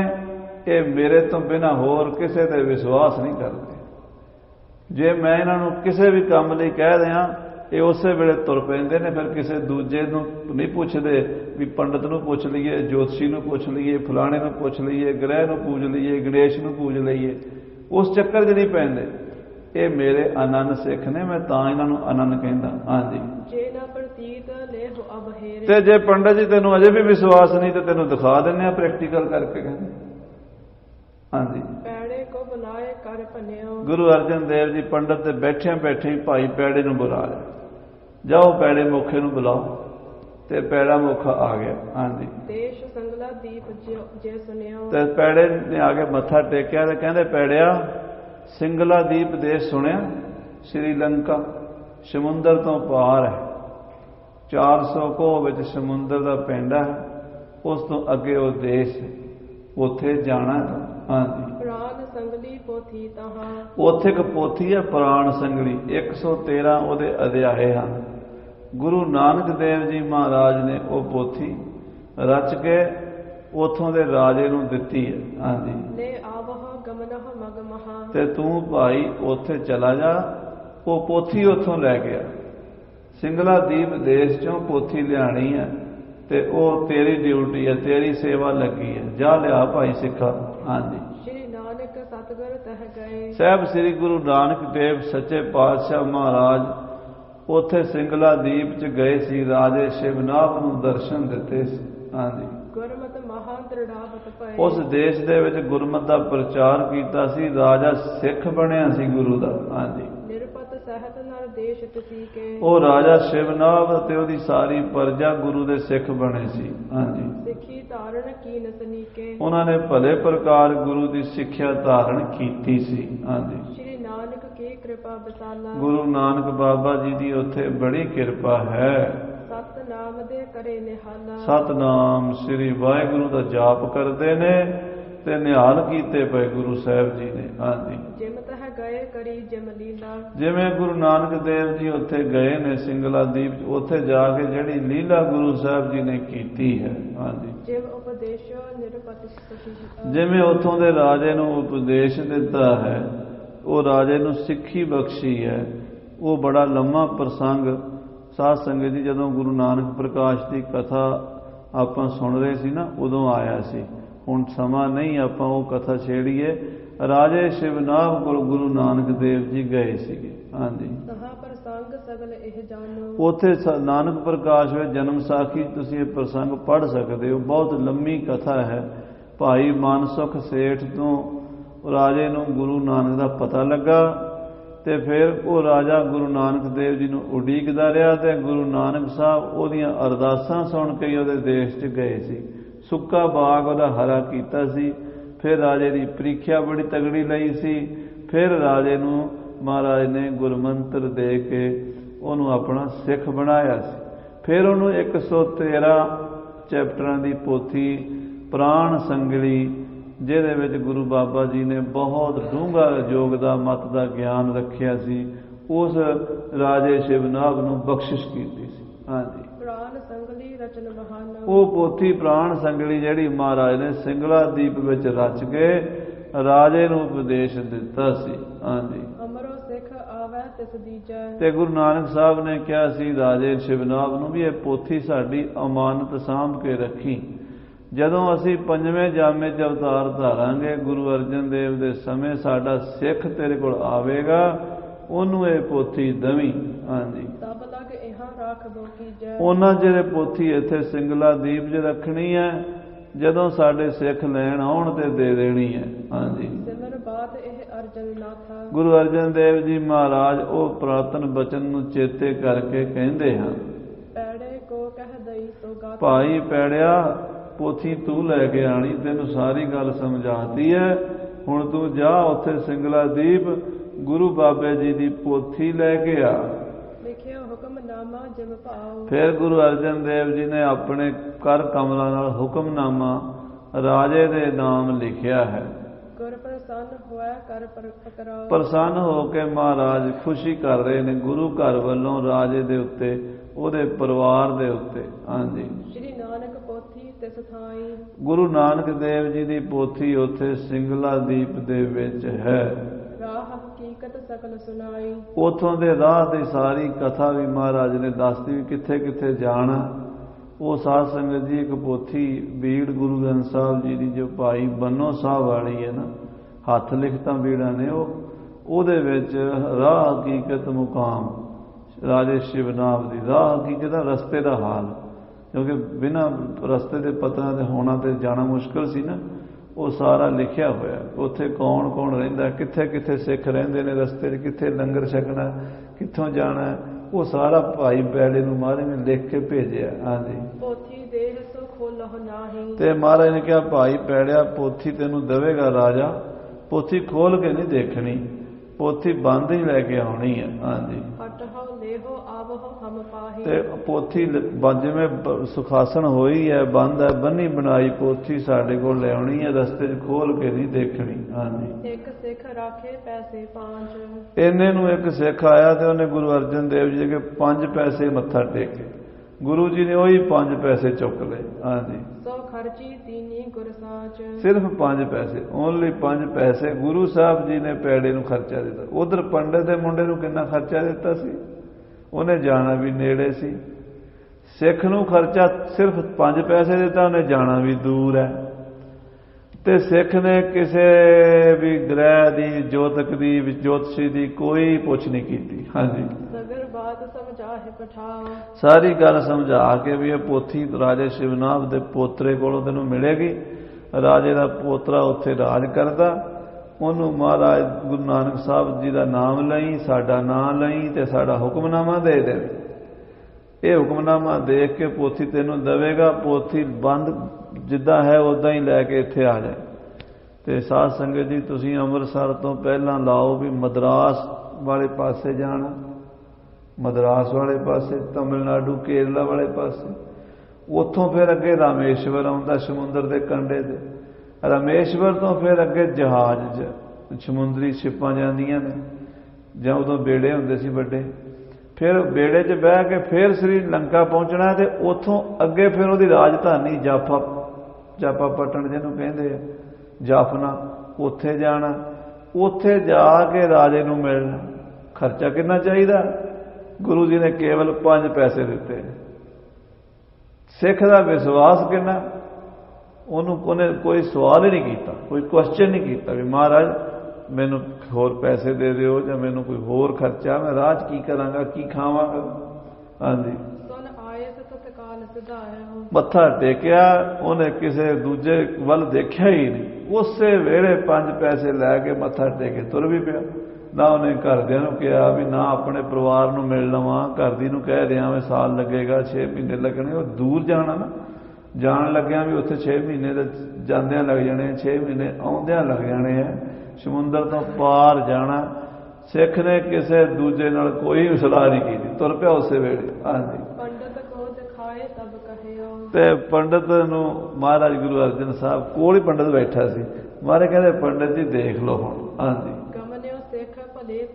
ਤੇਰੇ ਸਾਹਮਣੇ ਗਿਆ, ਤੇਰੇ ਨਾਲ ਤੇਰੇ ਪੁੱਤਰ ਨੇ ਜਾਣਾ ਸੀ ਇੱਥੋਂ 1000 ਮੀਲ, ਤੇ ਇਹ ਗਿਆ ਕਈ ਹਜ਼ਾਰ ਮੀਲ ਦੂਰ, ਤੇ ਉੱਥੇ ਸਮੁੰਦਰ ਵੀ ਇਹਨੇ ਟੱਪਣਾ। ਸਮੁੰਦਰ ਤੋਂ ਟੱਪਣ ਵਾਸਤੇ ਇਹਨੂੰ ਖਰਚਾ ਵੀ ਚਾਹੀਦਾ ਹੋਣਾ, ਪਰ ਇਹਨੇ ਸਿਰਫ 5 ਪੈਸੇ ਜਿਹੜੇ ਅਸੀਂ ਦਿੱਤੇ ਨੇ ਉਹ ਜੇਬ 'ਚ ਪਾਏ ਨੇ। ਇਹਨੇ ਕੋਈ ਸਵਾਲ ਤਾਂ ਨਹੀਂ ਕੀਤਾ ਵੀ ਕਿੱਦਾਂ ਕੰਮ ਬਣੇਗਾ, ਕੀ। ਇਹਨੂੰ ਪਤਾ ਵੀ ਗੁਰੂ ਦਾ ਕੰਮ ਗੁਰੂ ਨੇ ਕਰਨਾ, ਮੈਂ ਨਹੀਂ ਕਰਨਾ। ਇਹ ਆਨੰਦ ਹੁੰਦੇ ਨੇ, ਇੱਦਾਂ ਹੁੰਦੇ ਆਨੰਦ ਕਹਿੰਦੇ। ਹਾਂਜੀ, ਇਹਨੇ ਨਾ ਕੋਈ ਵਾਰ ਵੇਖਿਆ, ਨਾ ਮੂਰਤ ਵੇਖੀ ਹੈ, ਨਾ ਕੋਈ ਥਿਤ ਵੇਖੀ ਹੈ, ਨਾ ਇਹਨੇ ਕੋਈ ਗ੍ਰਹਿ ਪੂਜਾ ਕੀਤੀ ਹੈ, ਨਾ ਇਹਨੇ ਗਣੇਸ਼ ਪੂਜਾ ਕੀਤੀ ਹੈ, ਨਾ ਇਹਨੇ ਕੋਈ ਪੰਚਾਂਗ ਸੋਧਿਆ, ਤੁਰ ਪਿਆ। ਹਾਂਜੀ, ਬਿਨਾਂ ਖਰਚ ਤੇ ਮਨ ਨਹੀਂ ਛੂਛਾ। ਹਾਂ, ਦੇਖੋ ਖਰਚ ਕੋਈ ਨਹੀਂ ਇਹਦੇ ਕੋਲ, ਸਿਰਫ 5 ਪੈਸੇ ਨੇ, ਪਰ ਮਨ ਇਹਦਾ ਭਰਿਆ ਹੋਇਆ ਸੰਤੋਖ ਨਾਲ। ਵਿਵੇਕ ਬੁੱਧੀ ਇਹਦੇ ਕੋਲ, ਭਰੋਸਾ ਹੈ ਇਹਦੇ ਕੋਲ, ਵਿਸ਼ਵਾਸ ਹੈ ਇਹਦੇ ਕੋਲ। ਹਾਂਜੀ, ਨਿਸ਼ਚਾ ਏਕ ਕਰਨ ਅਰਦਾਸ, ਬਸ ਇੱਕ ਹੀ ਨਿਸ਼ਚਾ ਅਰਦਾਸ ਤੇ, ਬਿਰਥੀ ਕਦੇ ਨਾ ਹੋ ਗਈ ਜਨ ਕੀ ਅਰਦਾਸ। ਇਹਦਾ ਅਰਦਾਸ ਤੇ ਵਿਸ਼ਵਾਸ ਹੈ। ਅਰਦਾਸ ਤੇ ਵਿਸ਼ਵਾਸ ਹੋ ਜਾਏ ਤੇ ਸਾਧ ਸੰਗਤ ਦੀ ਫਿਰ ਕਮੀ ਨਹੀਂ ਰਹਿੰਦੀ। ਸਾਡਾ ਵਿਸ਼ਵਾਸ ਹੀ ਨਹੀਂ ਹੁੰਦਾ ਅਰਦਾਸ ਉੱਤੇ। ਹਾਂਜੀ, ਨਿਤ ਜਨ ਹੈ ਜਹ ਕਹਿ ਗੁਰ ਪਾਸ। ਇਹ ਇੱਕੋ ਗੱਲ ਜਾਣਦਾ ਵੀ ਮੇਰੇ ਗੁਰੂ ਅੰਗ ਸੰਗ ਹੈ, ਗੁਰ ਮੇਰੇ ਸੰਗ ਸਦਾ ਹੈ ਨਾਲੇ। ਹਾਂਜੀ, ਭਗਤ ਆਨੰਦ ਕਹਾਵਤ ਐਸੇ। ਪੰਡਤ ਜੀ, ਆਨੰਦ ਸਿੱਖ ਇਦਾਂ ਦੇ ਹੁੰਦੇ ਹੈ, ਇਹਨੂੰ ਕਹਿੰਦੇ ਆਨੰਦ ਸਿੱਖ। ਹਾਂਜੀ, ਗੁਰ ਬਿਨ ਅਪਰ ਨ ਮਨ ਹੈ। ਗੁਰੂ ਤੋਂ ਬਿਨਾਂ ਹੋਰ ਨਹੀਂ ਕਿਸੇ ਨੂੰ ਮੰਨਦੇ, ਹੋਰ ਨਹੀਂ ਕਿਸੇ ਤੇ ਵਿਸ਼ਵਾਸ ਕਰ, ਆਪਣੇ ਗੁਰੂ ਤੇ ਬਸ ਟੇਕ ਰੱਖਦੇ ਆ। ਹੋਰ ਫਿਰ ਕਿੱਧਰ ਇੱਧਰ ਉੱਧਰ ਭਟਕੀ ਜਾਓ, ਇੱਧਰ ਭਟਕੀ ਜਾਓ। ਅੱਜ ਸਾਧ ਸੰਗਤ ਜੀ ਗੁਰਦੁਆਰੇ ਵੀ ਆਪਾਂ ਆਉਂਦੇ ਹਾਂ, ਇੱਥੇ ਵੀ ਅਰਦਾਸ ਕਰਾ ਲੈਂਦੇ ਹਾਂ, ਉਧਰ ਕਿਸੇ ਬਾਬੇ ਨੂੰ, ਬੰਗਾਲੀ ਬਾਬੇ ਨੂੰ ਵੀ ਫੋਨ ਕਰ ਰਹੇ ਹੁੰਦੇ ਆ। ਗੁਰਦੁਆਰੇ ਤਾਂ 5 ਰੁਪਏ ਦੀ ਦੇਗ ਕਰਾਣੀ ਹੈ, ਬੰਗਾਲੀ ਬਾਬੇ ਦੇ ਮੋਬਾਈਲ 'ਚ $500 ਪਾ ਦੇਣੇ, ਉਹਦੇ ਅਕਾਊਂਟ ਵਿੱਚ ਨੰਬਰ ਮੰਗਾ ਕੇ, ਤੇ ਉਧਰੋਂ ਉੱਥੇ ਵੀ ਫਿਰ ਮਨ ਕੋਈ ਨਹੀਂ ਟਿਕਣਾ, ਫਿਰ ਕਿਸੇ ਹੋਰ ਵੱਲ ਵੀ ਝਾਤੀ ਰੱਖਣੀ ਹੈ। ਜਦੋਂ ਕਈ ਪਾਸੇ ਖਿਆਲ ਹੈ, ਫਿਰ ਉਹ ਖਿਆਲ ਭਟਕੇਗਾ, ਉਹ ਟਿਕੇਗਾ ਨਹੀਂ। ਬਸ ਗੁਰੂ ਕੇ ਸਿੱਖ ਦੀ ਤਾਂ ਗੁਰੂ ਅੱਗੇ ਹੀ ਅਰਦਾਸ ਹੈ, ਬਾਹਰੋਂ ਕੀ ਟੇਕ ਬਿਰਥੀ ਸਭ ਜਾਨ, ਦੇਵਨ ਕੋ ਏਕ ਹੈ ਭਗਵਾਨ। ਹਾਂਜੀ, ਗਨ ਦੇਵਨ ਪਰ ਨਿਸ਼ਚਾ ਤੇਰਾ। ਮਹਾਰਾਜ ਕਹਿੰਦੇ ਪੰਡਤ ਜੀ ਤੁਹਾਡਾ ਨਿਸ਼ਚਾ ਕਿੰਨੇ ਦੇਵੀ ਦੇਵਤਿਆਂ ਦੇ? 33 ਕਰੋੜ ਦੇਵਤਿਆਂ ਨੂੰ ਮੰਨਦੇ ਹੋ, ਕਦੀ ਕਿਸੇ ਨੂੰ ਅਰਦਾਸ ਕਰਦੇ ਹੋ, ਕਦੀ ਕਿਸੇ ਨੂੰ ਅਰਦਾਸ ਕਰਦੇ ਹੋ। ਹਾਂਜੀ, ਹਾਂ, ਤੇ ਉਹ ਵੀ ਨਿਸ਼ਚਾ ਪੱਕਾ ਕੋਈ ਨਹੀਂ। ਗਣੇਸ਼ ਨੂੰ ਵੀ ਮਨਾਇਆ, ਹੋਰ ਵੀ ਸਾਰਾ ਕੀਤਾ। ਇੱਕ ਖੋਤੇ ਦੀ ਆਵਾਜ਼ ਨੇ ਸਾਰੇ ਪ੍ਰੋਗਰਾਮ ਕੈਂਸਲ ਕਰਤੇ। ਉਹਨਾਂ ਸਾਰਿਆਂ ਤੇ ਨਿਸ਼ਚਾ ਉੱਡ ਗਿਆ, ਖੋਤੇ ਤੇ ਨਿਸ਼ਚਾ ਹੋ ਗਿਆ ਵੀ ਗਧਾ ਦੇਵ ਜਿਹੜੇ ਨੇ ਇਹ ਨਾ ਨਾਰਾਜ਼ ਹੋ ਜਾਣ। ਲਓ, ਇੱਕ ਗਧੇ ਦੀ ਕੀ ਔਕਾਤ ਹੈ, ਉਹਨੇ ਸਾਰੇ ਕੰਮ ਤੁਹਾਡੇ ਖਰਾਬ ਕਰਤੇ। ਹਾਂਜੀ, ਪ੍ਰਭ ਗੁਰਦਾਸ ਭਾਈ ਪ੍ਰਤਗਾਏ। ਕੋਲ ਭਾਈ ਗੁਰਦਾਸ ਜੀ ਬੈਠੇ ਸੀ। ਮਹਾਰਾਜ ਕਹਿੰਦੇ ਭਾਈ ਗੁਰਦਾਸ ਜੀ, ਆਹ ਜੋ ਕੁਝ ਤੁਹਾਡੇ ਸਾਹਮਣੇ ਹੋਇਆ ਨਾ, ਇਹਨੂੰ ਆਪਣੇ ਕਵਿਤਾ 'ਚ ਸੁਣਾਓ। ਪੰਡਤ ਵਿਦਿਆ ਪੜ੍ਹਿਆ ਹੋਇਆ ਸੀ, ਤੇ ਭਾਈ ਗੁਰਦਾਸ ਜੀ ਕਿਹੜਾ ਘੱਟ ਸੀਗੇ। ਉਹ ਉਹਨਾਂ ਤੋਂ ਵੀ ਗਾਂ ਵਿਦਵਾਨ ਸੀਗੇ, ਬਹੁਤ ਵੱਡੀ ਵਿਦਿਆ। ਕਦੀ ਭਾਈ ਗੁਰਦਾਸ ਦੇ ਕਵਿਤ ਪੜ੍ਹੀਏ ਨਾ, ਫਿਰ ਪਤਾ ਲੱਗਦਾ ਕਿ ਸਾਧ ਸੰਗਤ ਜੀ ਵੱਡੇ ਵੱਡੇ ਦਰਸ਼ਨ ਸ਼ਾਸਤਰ ਝੁਕ ਜਾਂਦੇ ਆ ਉੱਥੇ, ਐਡੇ ਮਹਾਂਪੁਰਸ਼ ਵਿਦਵਾਨ ਸੀਗੇ। ਹਾਂਜੀ, यह प्रसंग के कवित बनाए, ਮਹਾਰਾਜ ਕਹਿੰਦੇ ਇਸੇ ਪ੍ਰਸੰਗ ਦੇ ਕਵਿਤ ਸੁਣਾਓ ਸਾਨੂੰ, ਹੁਣੇ ਸੁਣਾਓ। ਹਾਂਜੀ, सुन पाई जुग कवित बनाए, ਭਾਈ ਗੁਰਦਾਸ ਜੀ ਹੱਥ ਜੋੜ ਲਏ, ਮੱਥਾ ਟੇਕ ਕੇ 2 ਕਵਿਤ ਆਪਣੀ ਬਾਣੀ ਦੇ ਉਸੇ ਵੇਲੇ ਬਣਾ ਦਿੱਤੇ। ਹਾਂਜੀ, अनन भगत पर थाए सुहाए, ਆਨੰਦ ਸਿੱਖ ਕਿੱਦਾਂ ਦੇ ਹੁੰਦੇ ਨੇ ਉਹਦੇ ਪਰਥਾਏ ਭਾਈ ਸਾਹਿਬ ਦੱਸ ਰਹੇ ਨੇ। ਹਾਂਜੀ, तो अब इस थां लिखै बनाई, ਕਵੀ ਰਾਜ ਸੰਤੋਖ ਸਿੰਘ ਸਾਹਿਬ ਜੀ ਲਿਖਦੇ ਆ, ਅਸੀਂ ਉਹ ਦੋਵੇਂ ਕਵਿਤ ਇੱਥੇ ਲਿਖਣ ਲੱਗੇ ਆ। पाठ कर जानो गुर सिख भाई, ਸੋ ਉਹ ਜਿਹੜੇ ਕਵਿਤ ਹਨ ਸਿੰਘੋ ਪੜੋ। ਭਾਈ ਗੁਰਦਾਸ ਦੀ ਬਾਣੀ ਤੋਂ ਪੜ੍ਹੇ ਤੋਂ ਬਿਨਾਂ ਸਿੱਖੀ ਨਹੀਂ ਪ੍ਰਾਪਤ ਹੁੰਦੀ। ਭਾਈ ਗੁਰਦਾਸ ਦੀ ਬਾਣੀ ਗੁਰਬਾਣੀ ਦੀ ਕੁੰਜੀ ਹੈ, ਸਿੱਖੀ ਦਾ ਪਤਾ ਲੱਗਦਾ ਕਿਵੇਂ ਗੁਰਸਿੱਖੀ ਹੈ।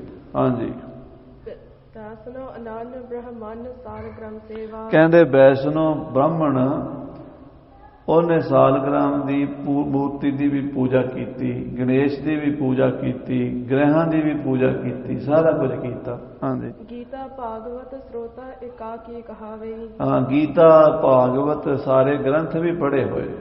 ਆਪਣੇ ਆਪ ਨੂੰ ਬੜਾ ਵਿਦਵਾਨ ਇਕਾਕੀ ਪੰਡਤ ਵੀ ਕਹਾਉਂਦਾ ਹੈ। ਹਾਂਜੀ, तीर्थ धर्म देव यात्रा को पंडित पूछ, ਔਰ ਜਦੋਂ ਤੀਰਥ ਦੇ ਯਾਤਰਾ ਤੇ ਜਾਣਾ, ਕਿਸੇ ਕੰਮ ਤੇ ਜਾਣਾ, ਤੇ ਪੰਡਤਾਂ ਨੂੰ ਪੁੱਛ ਕੇ ਜੋਤਿਸ਼ ਦੇ ਹਿਸਾਬ ਨਾਲ ਵੀ ਇਸ ਦਿਨ ਜਾਣਾ ਠੀਕ ਰਹੇਗਾ, ਇਸ ਦਿਨ ਜਾਣਾ ਨਹੀਂ ਠੀਕ ਰਹੇਗਾ, ਪੂਰੇ ਲਗਨ ਸੋਧ ਕੇ ਨਛੱਤਰ ਸੋਧ ਕੇ ਤੁਰਦਾ ਹੈ। करत गवन समहूरत सदावई, ਪੂਰੀ ਮੂਰਤ ਸੋਧ ਕੇ ਗਮਨ ਕਰਦਾ ਹੈ। ਜਾਂਦਾ ਵੀ ਮੈਂ ਘਰ ਤੋਂ ਯਾਤਰਾ ਤੇ ਨਿਕਲਣ ਲੱਗਾ, ਟਾਈਮ ਵੀ ਚੰਗਾ ਚਾਹੀਦਾ, ਮੂਰਤ ਘੜੀ ਪਲ, ਤਾਂ ਹੀ ਯਾਤਰਾ ਸਫਲ ਹੋਣੀ ਹੈ। ਤੁਰ ਪਿਆ ਹੈ। ਹਾਂਜੀ, बाहर निकट गरदब स्वान सगन कह, ਘਰੋਂ ਬਾਹਰ ਨਿਕਲਿਆ ਹੈ ਤੇ ਖੋਤੇ ਨੇ ਆਵਾਜ਼ ਦੇ ਦਿੱਤੀ। ਖੋਤਾ ਹਿਣਕ ਪਿਆ, ਕੁੱਤੇ ਦੀ ਗਧੇ ਦੀ ਆਵਾਜ਼ ਸੁਣ ਕੇ ਉਹਦਾ ਸਾਰਾ ਹੀ ਕੀਤਾ ਕਰਾਇਆ, ਉਹ ਜਪ ਤਪ ਜਿੰਨਾ ਵੀ ਉਹ ਵਿਸ਼ਵਾਸ ਨਾਲ ਉਹਨੇ ਕੀਤਾ, ਜੋਤਿਸ਼ ਵਗੈਰਾ ਸਾਰਾ ਕੈਂਸਲ ਹੋ ਗਿਆ। ਹਾਂਜੀ, शंका उपराज बाहर कर आवे, ਮਨ 'ਚ ਸ਼ੰਕਾ ਪੈ ਗਿਆ, ਹੁਣ ਮੇਰੀ ਯਾਤਰਾ ਸਹੀ ਨਹੀਂ ਹੋਣੀ, ਹੁਣ ਮੇਰੀ ਯਾਤਰਾ ਠੀਕ ਨਹੀਂ ਹੋਣੀ। ਵਾਪਸ ਆ ਗਿਆ ਘਰ ਤੇ, ਮੁੜ ਕੇ ਆ ਜਾਂਦਾ। ਹਾਂਜੀ, पत व्रत गह गह सकत न एका टेक, ਹਾਂ, ਕਹਿੰਦੇ ਇੱਕ ਪਤੀ ਦੀ ਪਤਨੀ ਜਿਵੇਂ ਆਪਣੇ ਪਤੀ ਤੇ ਟੇਕ ਰੱਖਦੀ ਹੈ, ਦੂਜੇ ਪਤੀ ਵੱਲ ਨਹੀਂ ਦੇਖਦੀ, ਉਸ ਪੰਡਤ ਦਾ ਵਿਸ਼ਵਾਸ ਇੱਕ ਪਤੀ ਤੇ ਨਹੀਂ ਹੋਇਆ। ਯਾਨੀ ਇੱਕ ਇਸ਼ਟ ਦੇ ਉੱਤੇ ਵਿਸ਼ਵਾਸ ਨਹੀਂ। ਜਿਵੇਂ ਪਤਿਵਰਤ ਗਹਿ ਗਹਿ ਸਕਤ ਨਾ ਏਕਾ ਟੇਕ, ਪਤਿਵਰਤਾ ਉਹਨੂੰ ਕਹਿੰਦੇ ਜਿਹੜੀ ਆਪਣੇ ਪਤੀ ਨੂੰ ਹੀ ਪਰਮੇਸ਼ਰ ਸਮਝਦੀ ਹੋਵੇ, ਬਾਕੀ ਕਿਸੇ ਦੂਜੀ ਮਰਦ ਜਾਤੀ 'ਚ ਪਿਤਾ ਭਰਾ ਪੁੱਤਰ ਤਾਂ ਸਮਝ ਲਵੇ, ਪਤੀ ਭਾਵਨਾ ਨਾਲ ਨਾ ਦੇਖੇ। ਇਹੋ ਜਿਹੀ ਇਸਤਰੀ ਬਣ ਜਾਵੇ ਉਹਨੂੰ ਪਤਿਵਰਤਾ ਕਹਿੰਦੇ ਆ। ਕਹਿੰਦੇ ਪਤਿਵਰਤਾ ਦੀ ਤਰ੍ਹਾਂ ਇੱਕ ਪਤੀ ਗੁਰੂ ਤੇ, ਇੱਕ ਪਰਮੇਸ਼ਰ ਤੇ, ਇੱਕ ਦੇਵਤੇ ਤੇ ਟੇਕ ਨਹੀਂ ਰੱਖੀ। ਹਾਂਜੀ, दुबदा अछत न परम पद पावई, ਦੁਬਦਾ ਪਈ ਹੋਈ ਹੈ, ਉਧਰ ਵੀ ਹੈ, ਉਧਰ ਵੀ ਹੈ, ਉਧਰ ਵੀ ਹੈ। ਉਹ ਦੁਬਦਾ ਕਰਕੇ ਪਰਮ ਪਦ ਵੀ ਨਹੀਂ ਮਿਲਦੀ। ਉਹ ਗੱਲ ਨਹੀਂ ਬਣਦੀ ਜਿਹੜੀ ਬਣਨੀ ਪਰਮ ਪਦਵੀ ਦੀ, ਬ੍ਰਹਮ ਗਿਆਨ ਦੀ, ਮੁਕਤੀ ਦੀ, ਉਹ ਬਣ ਨਹੀਂ ਸਕਦੀ। ਹਾਂਜੀ, गुर सिख संगत मिलाप को प्रताप ऐसो, ਭਾਈ ਸਾਹਿਬ ਦੂਜੇ ਕਵਿਤ 'ਚ ਕਹਿੰਦੇ ਗੁਰਸਿੱਖਾਂ ਦਾ ਪੱਖ ਦੱਸਦੇ ਹੁਣ, ਗੁਰਸਿੱਖ ਸੰਗਤ ਮਿਲਾਪ ਕੋ ਪ੍ਰਤਾਪ ਹੈ। ਗੁਰਸਿੱਖਾਂ ਦੀ ਸੰਗਤ 'ਚ ਮਿਲਣ ਦਾ ਐਸਾ ਪ੍ਰਤਾਪ ਹੈ। ਹਾਂਜੀ, पत व्रत एक टेक दुबदा निवारी है, ਆਹ, ਜਿਵੇਂ ਇੱਕ ਪਤੀ ਵਰਤਾ ਆਪਣੇ ਪਤੀ ਦੀ ਟੇਕ ਰੱਖਦੀ ਹੈ ਤੇ ਦੁਬਦਾ ਨਿਵਾਰੀ ਹੈ, ਉਹਨੇ ਦੁਬਦਾ ਪਰੇ ਛੱਡ ਦਿੱਤੀ ਹੈ। ਉਹਨੂੰ ਪਤਾ ਹੀ ਨਹੀਂ ਦੂਜੇ ਦਾ, ਆਪਣੇ ਪਤੀ ਉੱਤੇ ਹੀ, ਆਪਣੇ ਗੁਰੂ ਤੇ ਹੀ ਭਰੋਸਾ ਹੈ। ਹਾਂਜੀ, पूछत न ज्योतिक को वेद थित वारक, ਨਾ ਕਿਸੇ ਜੋਤਸ਼ੀ ਤੋਂ ਪੁੱਛਿਆ ਹੈ, ਨਾ ਕੋਈ ਵੇਦ ਸ਼ਾਸਤਰ ਤੋਂ ਪੁੱਛਿਆ ਹੈ, ਨਾ ਕੋਈ ਵਾਰ ਦਾ, ਨਾ ਮਹੂਰਤ ਦਾ, ਨਾ ਕਿਸੇ ਚੰਗੇ ਮਾੜੇ ਪੱਖ ਦਾ ਵਿਚਾਰ ਕੀਤਾ ਹੈ। ਹਾਂਜੀ, गृह और नक्षत्र की न शंका और धारी, ਗ੍ਰਹਿ ਔਰ ਨਛੱਤਰ ਕੀ ਨਾ ਸ਼ੰਕਾ ਉਤਾਰੀ ਹੈ। ਗ੍ਰਹਿ ਨਛੱਤਰ ਦੀ ਵੀ ਕੋਈ ਸ਼ੰਕਾ ਨਹੀਂ, ਕਿਹੜਾ ਗ੍ਰਹਿ ਤੇ ਕਿਹੜਾ ਨਛੱਤਰ। ਹਾਂਜੀ, जानत न सगन लगन आन ਦੇਵ ਸੇਵ ਨਾ ਕਿਸੇ ਲਗਨ ਨੂੰ ਸੋਧਿਆ ਹੈ, ਨਾ ਕਿਸੇ ਸਗਨ ਨੂੰ ਸੋਧਿਆ ਹੈ, ਨਾ ਕਿਸੇ ਹੋਰ ਦੇਵੀ ਦੇਵਤੇ ਦੀ ਪੂਜਾ ਕੀਤੀ ਹੈ। ਹਾਂਜੀ, ਸ਼ਬਦ ਸੁਰਤ ਲਿਵ ਨੇਹ ਨਿਰੰਕਾਰੀ ਹੈ। ਇੱਕ ਨਿਰੰਕਾਰ ਦੇ ਸ਼ਬਦ ਵਿੱਚ ਸੁਰਤੀ ਜੋੜੀ, ਸ਼ਬਦ ਸੁਰਤ ਲਿਵ ਨੇ ਨਿਰੰਕਾਰੀ ਹੈ। ਨਿਰੰਕਾਰ ਦਾ ਨੇ, ਨਿਰੰਕਾਰ ਦਾ ਪਿਆਰ, ਸ਼ਬਦ ਸੁਰਤ ਦੀ ਟੇਕ ਗੁਰੂ ਕੇ ਸਿੱਖ ਦੇ ਅੰਦਰ ਹੈ। ਹਾਂਜੀ, ਸਿੱਖ ਸੰਤ ਬਾਲਕ ਸ਼੍ਰੀ ਗੁਰ ਪ੍ਰਤਪਾਲਕ ਹੋਏ। ਸਿੱਖ ਸੰਤ ਬੱਚੇ ਹਨ, ਗੁਰੂ ਸਾਹਿਬ ਉਹਨਾਂ ਦੇ ਮਾਤਾ ਪਿਤਾ ਹਨ। ਬੱਚਾ ਭੋਲਾ ਬਣ ਕੇ ਰਵੇ, ਮਾਂ ਪਿਓ ਨੂੰ ਫਿਕਰ ਹੁੰਦਾ। ਜੇ ਬੱਚਾ ਸਿਆਣਾ ਹੋ ਜਾਏ, ਮਾਂ ਪਿਓ ਦਾ ਫਿਕਰ ਘਟ ਜਾਂਦਾ। ਗੁਰੂ ਦੇ ਅੱਗੇ ਭੋਲੇ ਬਣ ਕੇ ਹੀ ਰਹੋ, ਸਿਆਣੇ ਬਣੋ ਹੀ ਨਾ। ਆਖੋ ਸ੍ਰੀ ਵਾਹਿਗੁਰੂ। ਸਿੱਖ ਸੰਤ ਭੋਲੇ ਬਣ ਕੇ ਰਹਿੰਦੇ ਆ, ਸ੍ਰੀ ਗੁਰੂ ਆਪੇ ਹੀ ਪਾਲੀ ਜਾਂਦੇ ਆ। ਉਹਨੇ ਸਿੱਖ ਨੇ 5 ਪੈਸੇ ਚੁੱਕੇ, ਉਹਨੇ ਕੋਈ ਗੁਜ਼ਰ ਹੀ ਨਹੀਂ ਕੀਤਾ, ਉਸੇ ਵੇਲੇ ਚਾਲੇ ਪਾ ਤੇ। ਜੇ ਮੇਰੇ ਵਰਗਾ ਹੁੰਦਾ, ਗੁਰੂ ਸਾਹਿਬ ਅੱਗੇ 100 ਸਵਾਲ ਕਰਦਾ, ਮਹਾਰਾਜ ਇੰਨੀ ਦੂਰ ਜਾਣਾ ਹੈ, ਕਿਵੇਂ ਜਾਣਾ ਹੈ, ਘਰਦਿਆਂ ਨੂੰ ਪੁੱਛ ਲਾਂ, ਕਿਸੇ ਹੋਰ ਨੂੰ ਭੇਜ ਦਿਓ, ਖਰਚਾ ਪਾਣੀ ਥੋੜਾ ਜ਼ਿਆਦਾ ਦੇ ਦਿਓ, ਟਾਈਮ ਬੜਾ ਲੱਗ ਜਾਣਾ। 100 ਰੋਣੇ ਸੀ ਤੇ ਫਿਰ ਤੁਰਨਾ ਸੀ ਕਿ ਨਹੀਂ ਸੀ ਤੁਰਨਾ। ਉਹ ਅਨੰਦ ਸਿੱਖ ਸੀਗਾ, ਉਹਨੇ ਦੂਜੀ ਗੱਲ ਹੀ ਨਹੀਂ ਕੀਤੀ। 7 ਬਚਨ ਸਾਧੂ ਉਪਦੇਸ਼ ਕਹਿ ਕੇ ਤੁਰ ਪਿਆ। ਭਾਈ ਸਾਹਿਬ ਕਹਿੰਦੇ ਗੁਰਸਿੱਖ ਦੀ ਅਵਸਥਾ, ਸਿੱਖ ਸੰਤ ਬਾਲਕ ਉਹ ਬੱਚਿਆਂ ਦੀ ਤਰ੍ਹਾਂ ਹੁਕਮ ਹੀ ਮੰਨਦਾ। ਸ੍ਰੀ ਗੁਰ ਪ੍ਰਤਪਾਲਕ ਹੋਏ, ਸ੍ਰੀ ਗੁਰੂ ਜੀ ਪਿਤਾ ਦੀ ਤਰ੍ਹਾਂ ਮਾਤਾ ਦੀ ਤਰ੍ਹਾਂ ਆਪੇ ਹੀ ਖਿਆਲ ਰੱਖਦੇ ਨੇ, ਪਾਲਣਾ ਕਰਦੇ ਨੇ। ਹਾਂਜੀ, ਜੀਵਨ ਮੁਕਤ ਗਤ ਬ੍ਰਹਮ ਵਿਚਾਰੀ ਹੈ। ਤੋ ਜੀਵਨ ਮੁਕਤ ਉਹਨਾਂ ਦੀ ਅਵਸਥਾ ਹੁੰਦੀ ਹੈ, ਉਹ ਮੇਰੇ ਆਨੰਦ ਸਿੱਖ ਹੁੰਦੇ ਨੇ, ਬ੍ਰਹਮ ਦੀ ਵਿਚਾਰ ਕਰਦੇ। ਇਸ ਤਰ੍ਹਾਂ ਮਹਾਰਾਜ ਸਾਹਿਬ ਜੀ ਦੀ ਉਹ ਭਾਈ ਗੁਰਦਾਸ ਜੀ ਨੇ ਵਿਆਖਿਆ ਕੀਤੀ, ਸਮਝਾਇਆ। ਤੇ ਜਦੋਂ ਭਾਈ ਗੁਰਦਾਸ ਜੀ ਨੇ ਦੱਸਿਆ, ਉਹਨਾਂ ਦੀ ਬਾਣੀ ਵਿੱਚ ਪੜ੍ਹ ਲਓ ਸਾਧ ਸੰਗਤ ਜੀ, ਬਹੁਤ ਇਸ ਪ੍ਰਥਾਏ ਹੋਰ ਵੀ ਕਵਿਤ ਸਵਈਏ ਤੇ ਵਾਰਾਂ 'ਚ ਪੌੜੀਆਂ ਆਉਂਦੀਆਂ ਨੇ। ਨਿਸ਼ਚਾ ਗੁਰੂ ਤੇ ਅਖੰਡ ਰੱਖਣਾ ਚਾਹੀਦਾ। ਜਿਹਨੂੰ ਵੀ ਤੁਸੀਂ ਮੰਨੋ, ਨਿਸ਼ਚਾ ਰੱਖੋ। ਹਾਂ, ਨਿਸ਼ਚਾ ਆਪਣੇ ਇਸ਼ਟ ਤੇ ਰੱਖੋ, ਦੂਜੇ ਦੀ ਨਿੰਦਾ ਵੀ ਨਾ ਕਰੋ। ਇਹ ਵੀ ਗੱਲ ਯਾਦ ਹੈ, ਦੂਜੇ ਦੀ ਨਿੰਦਾ ਵੀ ਨਾ ਕਰੋ। ਕੋਈ ਕਿਸੇ ਧਰਮ ਨੂੰ ਮੰਨਦਾ, ਕਿਸੇ ਮਹਾਂਪੁਰਸ਼ ਨੂੰ ਮੰਨਦਾ, ਕਿਸੇ ਪੀਰ ਫਕੀਰ ਨੂੰ ਮੰਨਦਾ, ਉਹਦੀ ਸ਼ਰਧਾ ਹੈ। ਆਪਣੇ ਲੋਕ ਕੀ ਕਰਦੇ ਨੇ, ਜੇ ਤੇ ਅੱਬਲ ਤੇ ਇੱਧਰ ਉੱਧਰ ਭਟਕੀ ਜਾਣਗੇ, ਕਦੀ ਕਿਤੇ ਕਦੀ ਕਿਤੇ, ਗੁਰਬਾਣੀ ਦੇ ਉੱਤੇ ਨਿਸ਼ਚਾ ਨਹੀਂ। ਤੇ ਜੇ ਮੰਨ ਲਓ ਕਿਸੇ ਦਾ ਹੋ ਗਿਆ ਤੇ ਦੂਜਿਆਂ ਨਾਲ ਗਾਲਾਂ ਕੱਢਣ ਲੱਗ ਪੈਂਦੇ ਆ। ਇਹ ਨਹੀਂ ਕਰਨਾ। ਦੇਖੋ, ਇਹ ਵਿਚਾਰ ਹੈ ਭਾਈ ਮਨੀ ਸਿੰਘ ਸਾਹਿਬ ਨੇ ਲਿਖੀ ਹੈ ਵੀ ਆਪਣਾ ਧਰਮ ਪਹਾੜ ਤੁਲ, ਦੂਜੇ ਦਾ ਰਾਈ ਤੁਲ, ਫਿਰ ਵੀ ਦੂਜੇ ਦੀ ਨਿੰਦਾ ਨਹੀਂ ਕਰਨੀ। ਇਹ ਵਿਚਾਰ ਹੈ, ਇਹ ਵਿਵੇਕ ਬੁੱਧੀ ਹੈ। ਸੋ ਗੁਰੂ ਸਾਹਿਬ ਜੀ ਨੇ ਬੜੇ ਤਰੀਕੇ ਨਾਲ ਪੰਡਤ ਜੀ ਨੂੰ ਸਮਝਾਇਆ। ਪੰਡਤ ਜੀ ਚਰਨਾਂ ਤੇ ਢਹਿ ਪਏ, ਕਹਿਣ ਲੱਗੇ ਸੱਚੇ ਪਾਤਸ਼ਾਹ ਮੈਨੂੰ ਬਖਸ਼ ਲਓ, ਕਿਰਪਾ ਕਰਕੇ ਆਪਣੇ ਚਰਨਾਂ 'ਚ ਥਾਂ ਦਿਓ। ਪੰਡਤ ਜੀ ਗੁਰੂ ਸਾਹਿਬ ਦੇ ਮਹਾਨ ਸਿੱਖ ਵਿਦਵਾਨ ਬਣੇ। ਅੱਗੇ ਕਥਾ ਆਪਾਂ ਹੋਰ ਸਰਵਣ ਕਰਾਂਗੇ। ਸਮੇਂ ਦੇ ਲਿਹਾਜ਼ ਨਾਲ ਸਮਾਪਤੀ ਹੈ। ਗੋਬਿੰਦ